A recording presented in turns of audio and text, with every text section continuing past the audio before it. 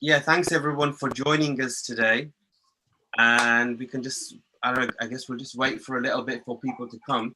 So in the meantime, why don't you just, how's everyone doing in lockdown? How's everything going in Leeds? I'll let you know how everything's going here in London during lockdown. Oh. In Leeds is everything is okay. It's a bit hard to do the homeschooling and work. My side. It's good. What about all of you? Zakeli, how is the lockdown in South Africa at the moment? On my side, everything is cool apart from Cape Town. It's like not abiding to any laws, but other than that, we're doing very good. Yeah. And I've read that the numbers in South Africa have been pretty low in comparison to say how it's going here in England, to be honest, and some of America, for example. Yeah, our numbers are not that bad because now we are sitting on 3,000 compared to other countries. Hopefully by end of this month, we'll be down to 1,000 because they've managed to get some cure from Madagascar apparently. So we're still trying to maybe test that. I don't know. We'll see. Okay, brilliant. I'll tell you how lockdown's going here.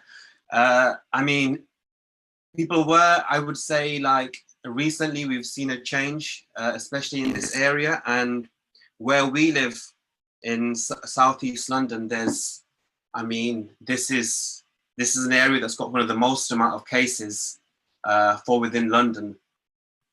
And unfortunately, I think the last few days I've seen a lot more people, because we can just see it from my window, we can see a lot more people out and about.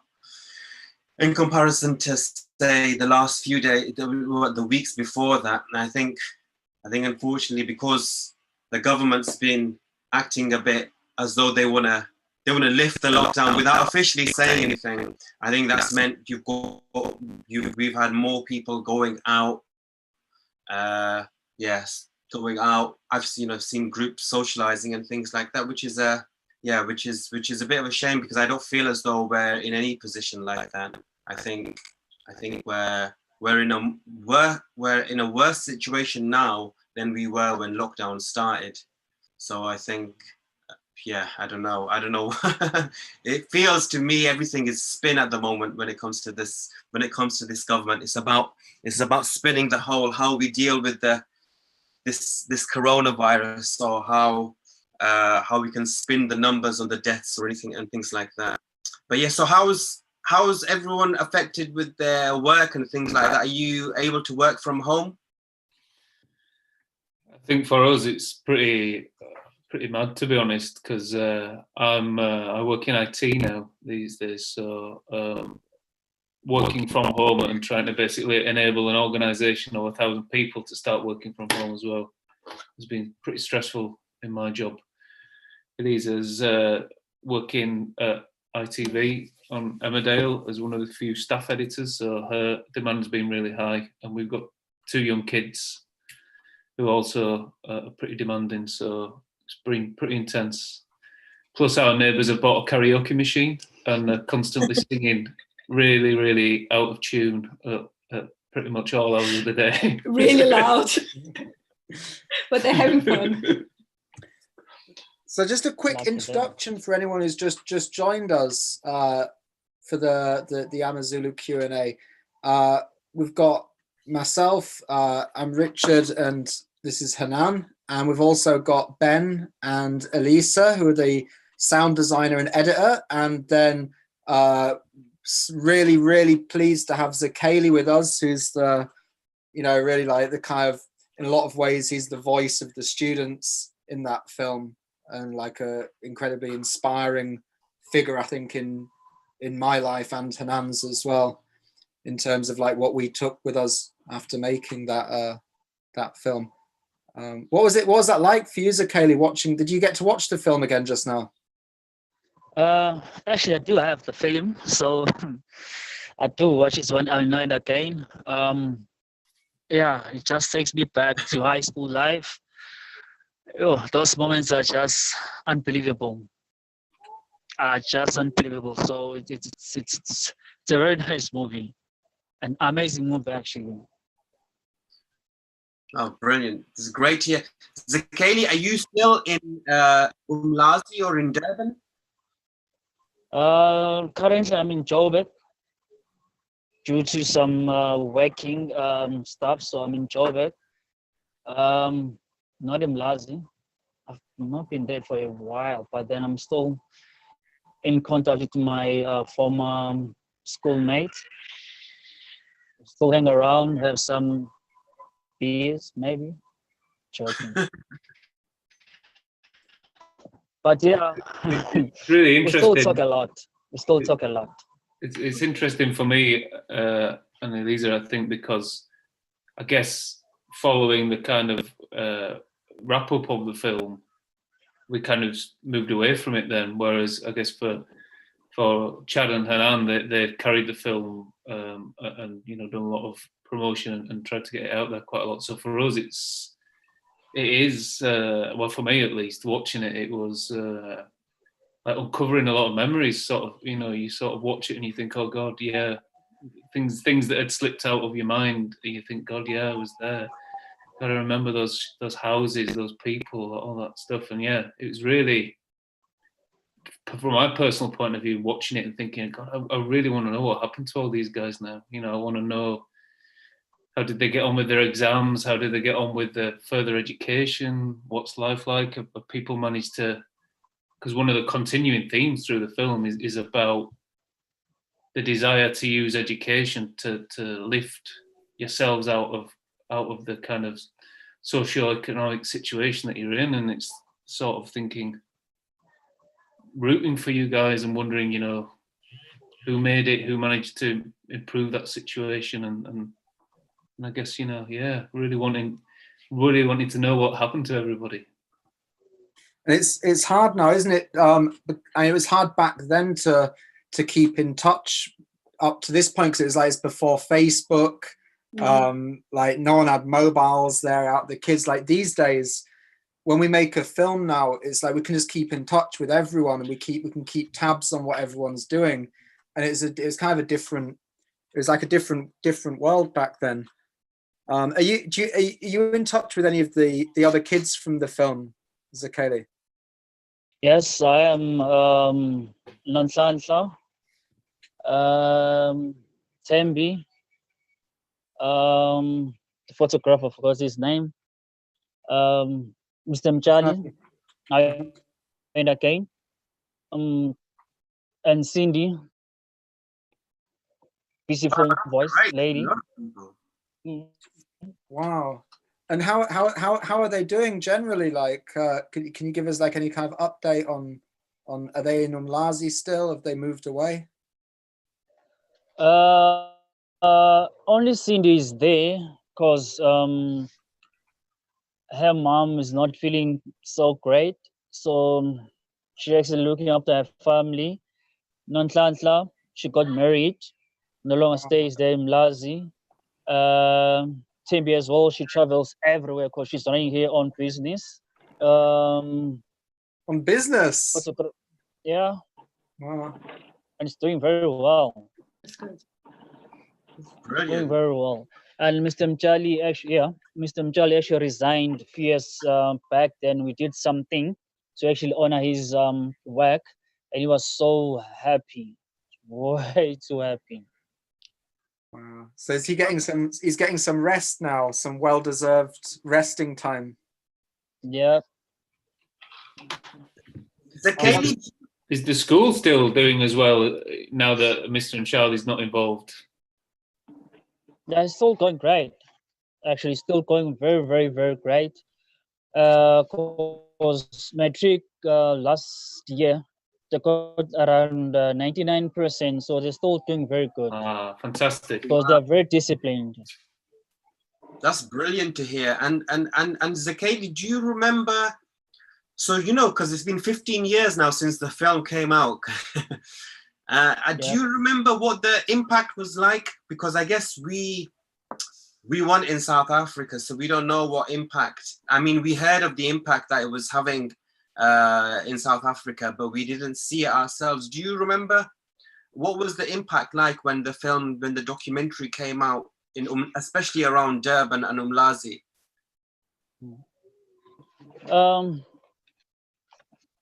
Actually, our school was the talk of the town at that time because of this documentary. There was a school, Durban High School. Actually, we were also interviewed there because they did buy our film. So they wanted to know what actually inspires us to be part of your documentary. So they were so interested to know more about our school. So we did some interracial sort of mixing school and whatnot. So impact was very, very positive, I could say. That's really, really nice to hear. I mean, I guess we didn't know of any of these things, all of us guys, when this was happening. I think personally, I think the time that I realized that's just Nico coming onto the line as well. Hi, Nico. How's it going? Hey, I just finished work. Thought I'd drop in and say hello. Wow. This is Nico, who's the co-cinematographer of the film. He's just joined us on his way back from work. I mean, it's pretty fitting that he's driving because our trip in South Africa, he was the main driver. I mean, I was the secondary driver, but I was pretty rubbish at driving. I think most of you'll remember that. But Nico was just a legend. Like no matter what, he's like, I'll drive the car, man. So it's fitting that he's in a car at the moment. Yeah, I'm snaking my way back through Bristol. So brilliant. So Nico, how are you all? Sorry, carry on your conversation. I'm just dropping in. We were just talking about what impact the documentary will have had in South Africa, and one of the ways that I realized that it was having some sort of impact was, we were hearing things from some people in South Africa, but the main thing was when we put the video online on YouTube, it was just getting loads of hits. And we were just getting loads of comments from people in Umlazi in particular. So it was particularly Umlazi we were getting loads of hits from. And when you looked at, when you broke it down where the viewerships were coming from, it was from Durban and Umlazi. So, and that's why I was interested to know. I was like, wow, it's had some sort of impact specifically over there. And I think as filmmakers, that's one of the most things that you can ask for, really, that your film has some sort of impact for the community that were featured in the documentary. And I think there's a generation of head teachers as well who all saw the film because the Department of Education for KwaZulu-Natal, they started distributing that. They were running conferences and bringing in all of the head teachers from KwaZulu-Natal, from all the secondary schools, and getting them to sit down and say, right, you've got to watch this film. You've got to see not just Mr. Mchali and how he's running it, but look at these students, like look at this environment that he's creating. So like that's like a legacy of User Kaylee, of Tembi, of Cindy, of Sponello and Kosnati and Mr. Mshali, that there's like a generation of head teachers who are kind of looking at you guys as a model for what education can be. Wow. And so just to get Elise and Ben in, you guys, like one of you worked on the edit with us, but at least you were still on the shoot with us. And Ben, you were on the shoot. But one of the things that Ben you did, and I don't know if you saw, before we played the film, we played the whole soundtrack, and you worked on the soundtrack as well as the sound of the film. But you actually worked on the soundtrack, and I think one of the things that people always talk about when it comes to the movie is the music that's in, and it's the only musical me and Richard have ever done, really. And I think that soundtrack is just so inspiring. And you worked on that. You took the young people into the studio. Can you just talk maybe a little bit about the music? I feel embarrassed now because I cannot remember the name of the choir master. Zakeli, I don't know if you can remember the guy's name, but he was a very formal and a very kind of stoic. I don't think he wanted to be on camera, but he doesn't appear in the film. Very sort of kind of upright, very proud looking guy, the choir master, but he was very passionate about the music in a very, he took the kind of the traditional music of South Africa and looked at it in a very formal way, you know, through the lens of somebody with a formal music education. And he was very precise with the rehearsals and very precise with what he wanted out of the choir. And I remember we went to the studio, I think is it something like South African Broadcasting Corporation? It was a big... Yeah, it was, I remember. Yeah, a beautiful big studio with a really nice old mixing desk and a really experienced engineer. And yeah, we worked through all the kind of formal repertoire of songs in a very kind of formal and structured way, all very precise and all very well rehearsed and very well drilled as he wanted. But there was something that I sort of wanted as a producer, which was to capture a bit of the energy that you see with you know, some of the footage in the film where the kids are marching through the school on the way down to sit their exams, and the way that kind of energy and everything carries. And at the end, I asked them to do a piece which was one of the kind of more traditional kind of Zulu, almost like tribal pieces. And I remember he sat in the performance room, not looking at us, not looking at the kids, not looking at the choir, just staring into space with this look of kind of disdain on his face, because the kids were just letting him rip. They looked through the window at me, and I remember one of the guys in the choir just kind of looked at me as if to say, "Are we allowed to do this?" And I just went, "Yeah, do it, go for it." And they just burst into this kind of wonderful, joyous kind of energy that you see, and I wanted to capture that. And I think when we sequenced the CD, we kind of put that as the closing track on the CD to kind of encapsulate where it came from. But yeah, that was kind of my favourite memory of the day. Not that I wanted to upset the guy, but the way that he didn't want to be. He almost had a professional pride that he didn't want. He wanted to show the formality that could be established through the music, but I wanted to show some of the energy that the kids had through that. But yeah, it was a great experience. And I hope it was a great experience for the kids as well to kind of just go and see that kind of environment and see what it's like to actually be in a proper recording studio. Yeah. And Elisa, can you just maybe share some of your experience of because you were part of the production and you were part of, obviously we did the edit together. You were leading, and me and Richard was kind of like your assistants when the edit was happening. But what was your experience? What can you share about your experience of being in South Africa, watching the shoot, and then being able to then come into the edit? I think then later on, for me and watching back is pretty amazing, because you know, for you guys to let us film part of your lives. And then I think because we went to film, we have more or less what we wanted to show, a kind of story, but we wanted the people, the students to show us what the final piece would be. So we tried to, although we had a storyline that we wanted to cover, we let the piece flow in itself. It was a really, really cool experience. It was a really nice cut, and I really enjoyed the edit. It was, it was a massive experience for me.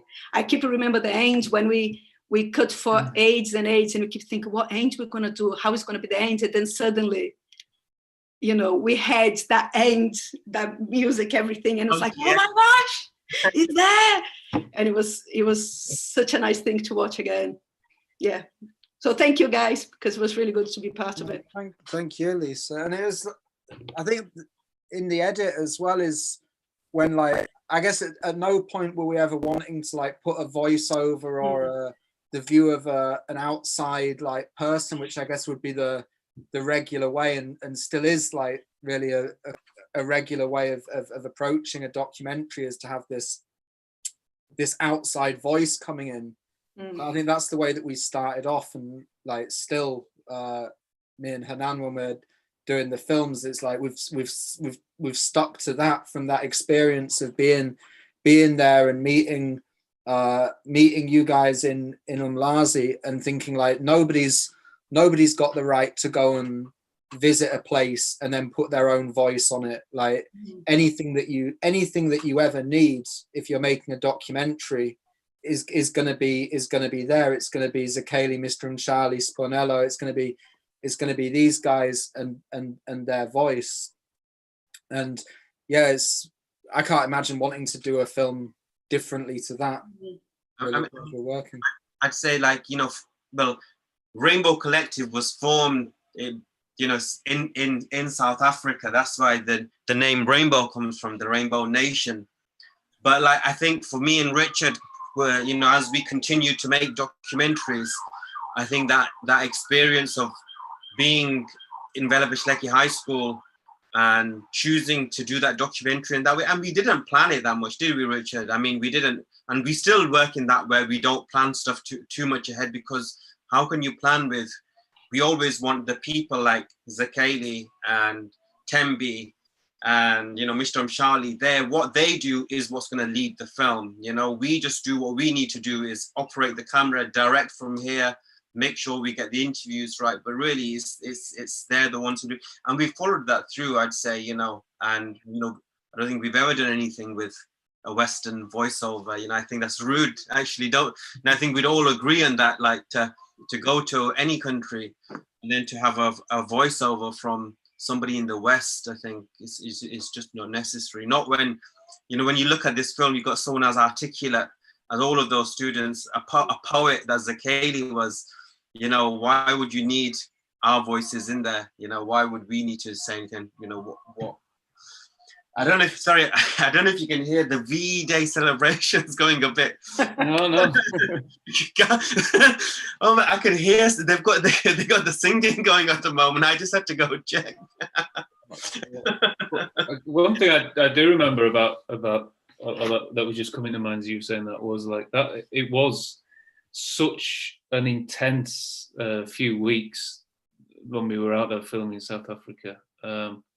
I'm kind of wondering if you guys still, when you're out filming stuff, whether you kind of still have that level of intensity, the kind of, because I remember that, the early morning starts, the sort of driving into Umlazi from Durban, and the kind of long, hot, intense days, getting back to where we were staying and unwinding and probably drinking too much as we were unwinding, and then waking up the next day and doing it all again. And it was intense, and it was, kind of thinking about that element of it now, and I'm just thinking, I mean, that, we had the fortune of youth, I think, at that point. I think these days, I don't think I could put myself through something with that intensity. I could. I mean, that was pretty intense though, because do you remember we used to come home like from doing the shoot. I mean, from being at the school, so we'd get home for maybe 4, 5-ish, and we'd all sit around the table, have a drink or something. Then we would watch the rushes, all of us together. Then go back, have something to eat, something more to drink, and then we used to stay up till about 12-ish, and then I remember waking up at about 3-4 o'clock. Yeah, we used to have to get into the car for about 5 and get to the school for about 6, so that we could get there because remember, was it 6:30? Because there was 2 set starting times. The first starting time is when the students who were struggling to do their homework at home would come in. They'd have like a homework club, and then and then the school would start, I think maybe about an hour or so later, 7:30. So we would always get there for the homework club bit, which was like 6:30. I mean, I think we did that shoot like pretty much every day on maybe 2-3 hours sleep a day. Yeah. Well, you talked about driving. We had the two cars that we would drive down. Sharon and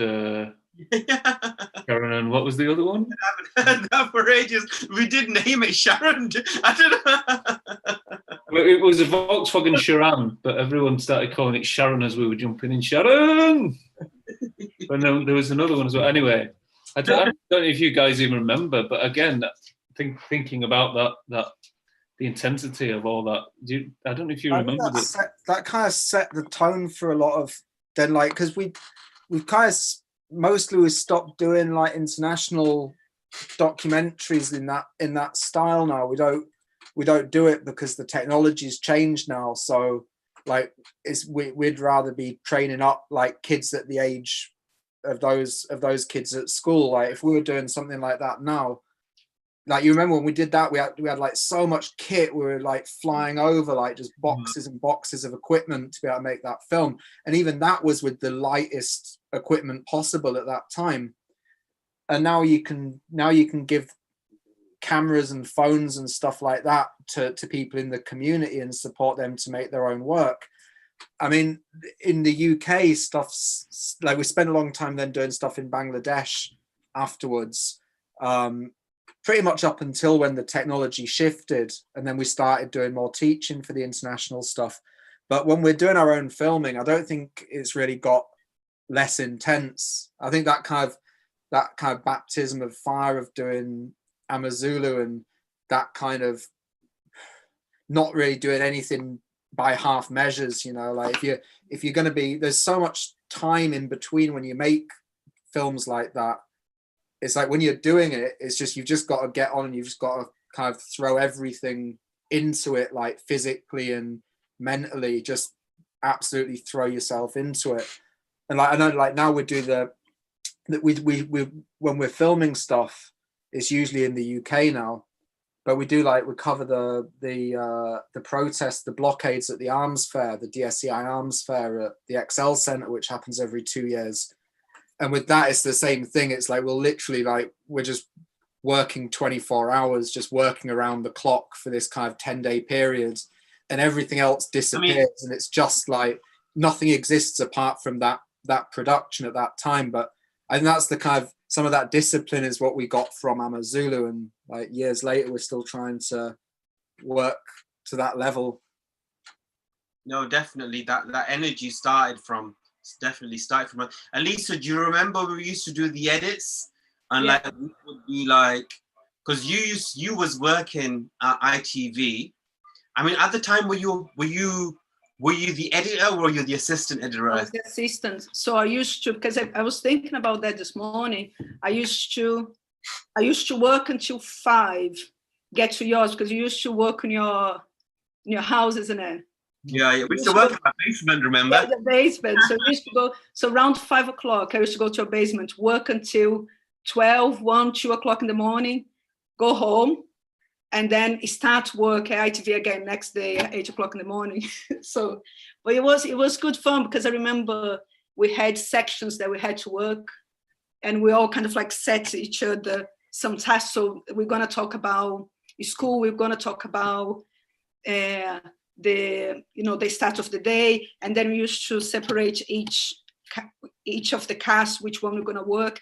And the story would go from, we had a lot of rushes and built for rushes, so it was quite hard to choose what to use, because it was so gorgeous, so many beautiful stuff that the kids said, and it was kind of like picking until you get to find the best. But it was easy. We probably could have another film with the stuff we haven't used. Yeah. And we're still using that process that we did with you. Like whenever we're making a long film now we'll like in that film we had the post-it notes covering like meters and meters and meters and meters, like right around the basement in this kind of timeline that we could shuffle it around and then try and like take a step back and look at it. And that's another thing, like we still use that, basically that exact same system now. And that's when we're teaching students now, we teach them based on that kind of editing process that we did with you. Yeah, it was amazing. It was a lot to learn, and I think it was really good because we all learned a lot with each other, and because there was no ego, so it was kind of like we all had a different way to work, and we all could chip in and talk to each other because it was just such a collaborative process. It was really good. It was really, really nice, the editing, even though I think we all really tired because we used to stay awake until 2-3 o'clock in the morning and then have to work the next day. But it was still really good. I'm trying to remember, how long did you edit for? A year. It was a whole year. Sorry? It was like a year. The edit took like... Was it a full year, or was it just... Oh, no, the shoot was the whole production a year, maybe. I'm pretty sure itself maybe it was about 9 months or so, because I remember that by the same time, the following year that we'd finished the shoot, I think, not finished the shoot, that we were there, we were then...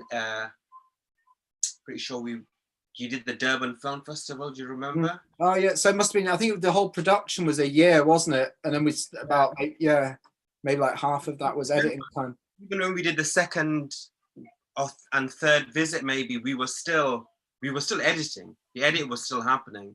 Like, and we had like, because I don't think we've ever. I mean, even now, like with the films that we've done since then, I don't think we've ever done a documentary where we had as much footage as we had for Amazulu. I remember it was over 100 hours because we had that big box full of tapes and it was shot on 2 cameras. So it was mine and Nico's camera. And so everything was pretty much doubled up, wasn't it? Yeah. And then some of the stuff wasn't even doubled up, actually. Some of the stuff, it was just like, so the end bit was just like, when just me and you had gone, Richard, wasn't it? And my mum. Yeah. And your mum, sorry, yeah. And Denise, so like it was, there was. I don't think we've ever come around to having as much footage as that whilst doing a film. I think that was what we had so much kind of freedom to do it because we weren't constrained. Like we could do it all as if we were doing like a professional commissioned film, but because it was done through the Northern Film School Foundation, so that was like Denise York, my mum.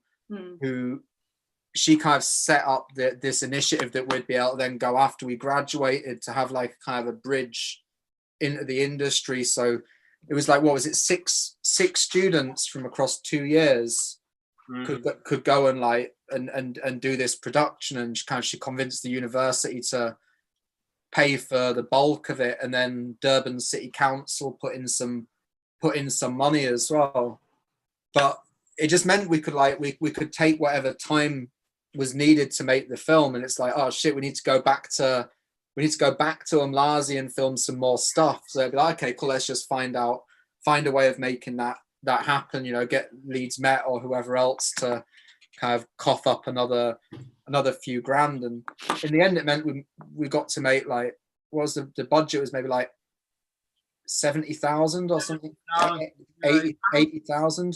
Let's just, I think it'd be, because I was thinking that earlier, and we've just got caught talking, but it definitely, we just got to pay a bit of respect to Big Mama for all the what we learned from that experience. Because me and Richard have gone on to become producers now, haven't we, Richard? You know, we produce our own documentaries. We don't, it's very rare somebody else will come in, and we did learn so much from that experience. And like, the Denise York, what she was for me, well, I wouldn't be a filmmaker if there wasn't. Denise York was my mentor, and I only worked with, I didn't even know Richard. It was Denise York who I knew, and I only knew Richard later on.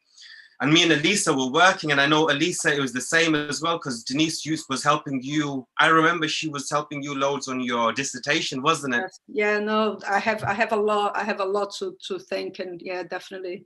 She helped loads with the dissertation, and it's just kind of, even with like work ethics, and see what is still today, what I bring to work is a lot of what she told me, of things that, just keep an eye of what to bring to work, how much of yourself to give to work, and what's the best part that, to use from you to the job. A lot. Definitely. Yeah, no, that's true. Yeah, I think like all of us kind of put a lot of, that was always her thing. I think for all of her students was like, always put yourself into your work and like don't do stuff just for the sake of it. And again, I think that's kind of what me and Hanan have then gone and built, like kind of built our company around that idea of just, yeah, we only do stuff if it's something that we really feel that we can And put Richard, ourselves into. wouldn't you say, I think there's even a lot in what, so when we were in South Africa, and for myself, I've never been there, and I never even been, you know, in the region, the continent or anything. But being in South Africa, I remember being with Denise, and I would say one of the things that she taught myself, and I would say the both of us and the company, was that, you know, how we do things is that how you behave whilst you're in a place as well. So not just when you're filming, and how you interact with everyone and how you throw yourself in there and be very open-minded. But even I can think of this really small thing where, remember, we used to all go shopping, and there was a supermarket that we used to all go to, and there was a day when the supermarket staff decided to go on strike. And so by this point, we'd all met quite a few, some of the workers, we'd met the cashiers, we used to say hi and bye. So when they went on strike, Denise was like, we're not going there for shopping. We're not going to cross the picket line. Yeah. Somewhere to like a fancier place. And then I remember your mum having to talk to the financiers in Leeds, and they questioned why she went shopping. She was like, I'm not crossing the picket line.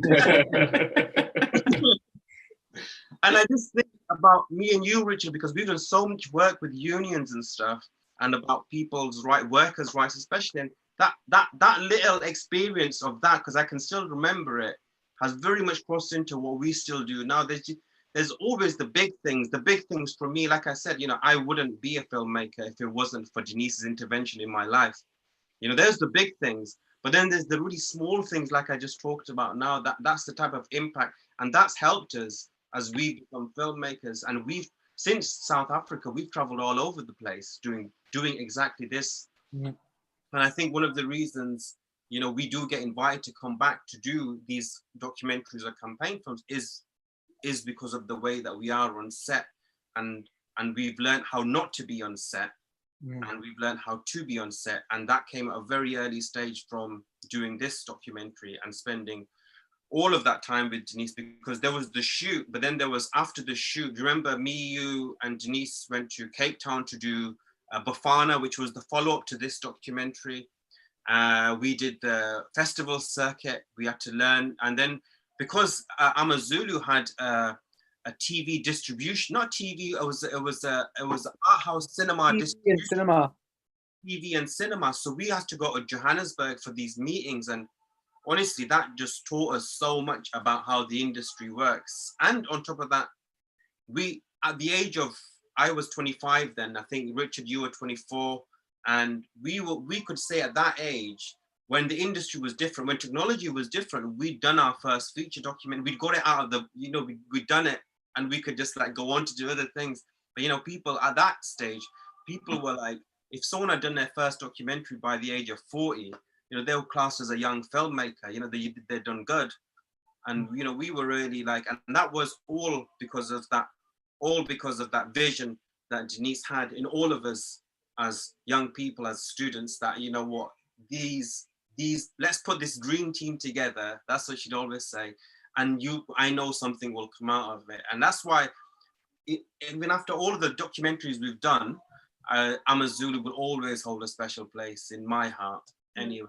And I know they're the same for the rest of you guys. I thought it was just amazing. I think it's because of all that when at her funeral, when we showed Amazulu in London, was like maybe like five years ago now, almost, is it?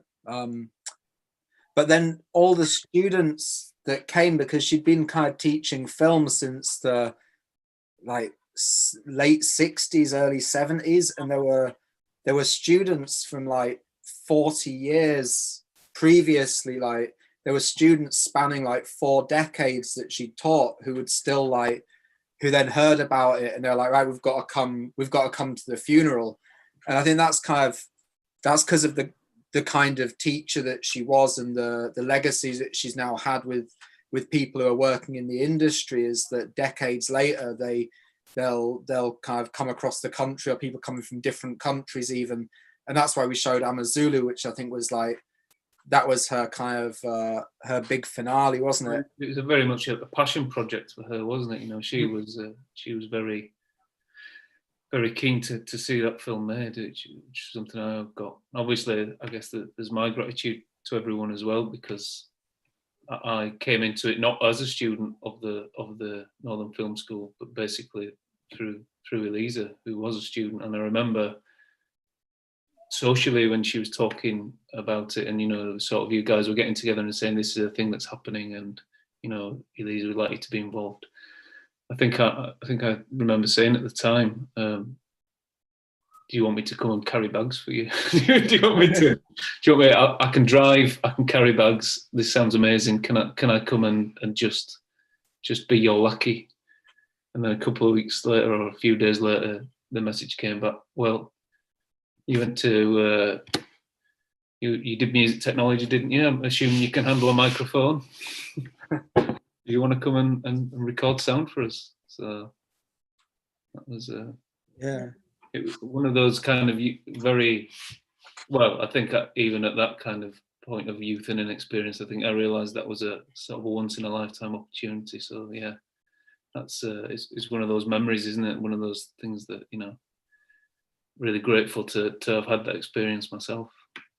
Yeah, I'm just really grateful. It's a shame that like Zakale, I think his connection it bombed out, but like it's just great to be able to hear that the kids are doing well as well, because like we just managed to get back in touch with Zakale recently, and I think especially hearing that like Tembi's like out doing her business stuff and traveling, and yeah, like just 15 years on to be able to look and see actually like that it wasn't all talk, you know. It wasn't just like you were saying, Ben, it's not, it was the talk of these dreams and stuff that they had, and this plan.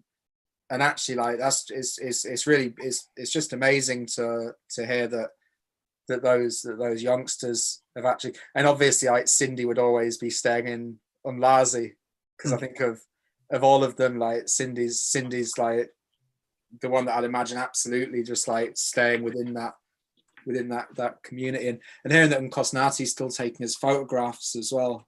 It's yeah, it's funny some of the choices as well that of what was included in the film. Just the little details, you know, so kind of watching it almost with fresh eyes. The little important details, like, you know, the daily cleaning routine of the school, the fact that the kids had to get their elbows working, and actually, you know, it wasn't just the educational aspect of the hard work. It was the fact that, you know, this is a full-on daily slog, and I think part of that teaching that work ethic was one of the kind of big things that Mr. Mshali had and brought to the school and those kids, and you could see that they all had it. They all carried it with them, that they were never going to succeed without that real drive and that work ethic. There's these little details that always jump out at me, like watching it now, and I think one of them is in the way that Hanan and Nico are filming it, and you see them in the classrooms, and they're wearing these uniforms, and the colors are all incredible, but then when it cuts into the close up, and you see some of the kind of the frayed edges, and when you look really close, you see that the stuff's old, and yet it's Mr. Mshali who's been making sure that everyone's got a school uniform. Yeah. But at the same time, it's worn with such kind of pride, and they're kept with such pride that when you look at them as a group, the way that they take pride in themselves, and like, I'm not one that loves a uniform, you know what I mean? Like, I'm not a big fan of kind of authoritarian structures and all this kind of stuff, but at the same time, this isn't about that. It was about making everyone feel equal, not about making people feel superior. But Yeah, that's one thing that I always love watching it back, is those little visual details that kind of they tell a bigger story. Yeah. Yeah, brilliant. And do you remember, like, because so when we initially did the film, and I think the version that went out in South Africa was a full 90-minute documentary, and the version we showed today is the 60-minute. In all honesty, I mean, there's a few things here. In all honesty, I don't even have the 90-minute version anymore. And the hard drive that we had the film on, it got bust like maybe a decade ago or so. I think I have the 90.